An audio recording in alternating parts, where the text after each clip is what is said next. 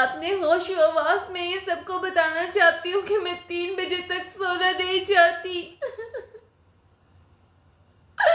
मैं 4 बजे तक सोना चाहती हूँ।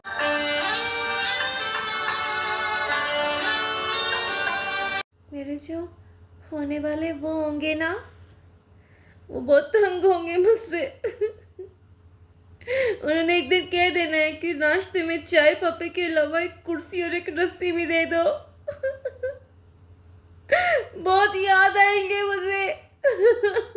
इसलिए ला ही नहीं रही मैं उनको अपनी जिंदगी में। उठ गई हूँ 3 दफा आँख खुली है मेरी और 3 दफा सोई हूँ मैं। अब फाइनली मैं उठ गई हूँ। अब मैंने नाश्ता करना है। नाश्ता क्या, मैं तो इवनिंग स्नैक जो होता है ना वही मेरा नाश्ता होता है। मतलब मेरी टाइमिंग इतनी ख़राब है, पता नहीं यार तुम लोग कैसे इतनी जल्दी उठ जाते हो सुबह सुबह। और सही कहते ना तुसी जो हकीम होते ना दूजे वास्ते होते अपने वास्ते नहीं। मतलब तानू देने वास्ते मेरे को अल्हम्दुलिल्लाह अनलिमिटेड टोटके ते अपने जागरण वास्ते मेरे को कोई टोटका नहीं है। अरे उठ गए आप? मैं भी नाश्ता बनाने के लिए उठ गई हूँ।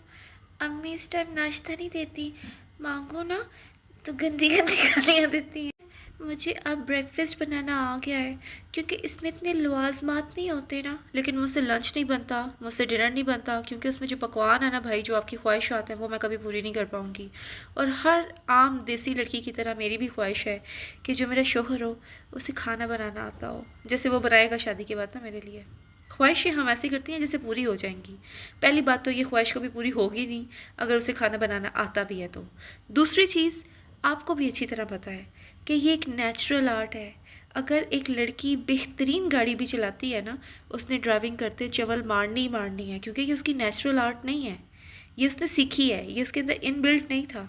बिल्कुल ऐसे ही मर्द जितना मर्जी बड़ा शेफ़ बन जाए, उसने खाना बनाते हुए भाई साहब चवल मारनी ही मारनी है। इवन कि जो कुक्स वगैरह भी आप रखो ना और ये शेफ्स तक चले जाओ यार, मर्द हजरात जो है ना, इनको एक्सपेरिमेंट करने का इतना कीड़ा है ना कि ये खाने को भी नहीं छोड़ते। मतलब अच्छी भली एक सिंपल सी सादी सी डिश होगी, उसमें ऐसे एलिमेंट्स डालेंगे कि उसको फैंसी करने के चक्कर में तकरीबन जहर बना देंगे।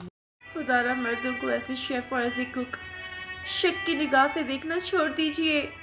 आपको नहीं पता उनकी स्ट्रगल्स का। उनकी रेसिपीज़ महज एक कागज़ का टुकड़ा नहीं होती, उसमें उनके एहसासात, उनके जज्बात, उनकी कामयाबियाँ, उनकी नाकामियाँ, उनके पसीने, उनकी थूक, उनकी गालियाँ, उनकी झटके सब शामिल होता है उसमें।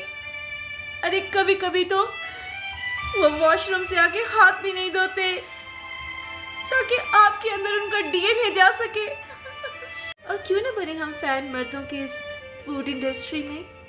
अगर ये ना होते तो किस तरह से फास्ट फूड आता, किस तरह से मैंगो लस्सी, दूध में खोया और हर चीज़ में बकरा आता।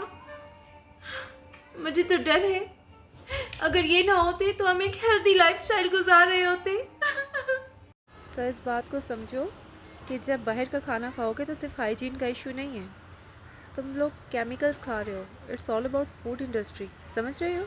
वैसे करो कि घर का खाना खा लो या मम्मा के हाथ का खाना खाओ, बेस्ट खाना, मज़ेदार, टेस्टी। या घर में जिस किसी और को शौक़ है उससे फैसिलिटेट हो जाओ। मैं एक बात कहूँ, कुक के हाथ का खाना भी काफ़ी हद तक ठीक है, क्योंकि उसने आपकी इंस्ट्रक्शंस के मुताबिक खाना बनाना है। ठीक है, उसने कम सॉल्ट, कम स्पाइसेस, कम ऑयल में खाना बनाना है तो आपका काम चल जाएगा। लेकिन फिर आपने उसे गुस्सा नहीं दिलाना, क्योंकि गुस्सा आ गया ना तो किचन में जितने मर्जी कैमरे लगा दो, जब उसका दिमाग ख़राब हुआ ना उन्हें कम पा छोड़ना चाहिए, याद रखिए। और शाम हो गई, यहाँ पे शाम की अजानें हो रही हैं और मुझे दुख हो रहा है कि मैंने पूरा दिन सो के गुजार दिया है। मतलब मैं 3 दफ़ा उठी हूँ बीच में बिल्लियों को खिलाने के लिए, लेकिन मैं तीनों दफ़ा वापस आके कमरे में सो गई। और मैंने तुम लोगों से बातें करते हुए सिर्फ एक कॉफ़ी का कप ही है, उससे पहले मैंने एक सेब खाया था, मैंने नाश्ता भी नहीं किया। तो अभी जो डिनर होगा तकरीबन मैं वही खाऊँगी। ऊपर से जहाज़ गुजर रहा है। चलो बाकी बातें कल करते हैं, ठीक है। कल मिलने आओगे ना? बाय।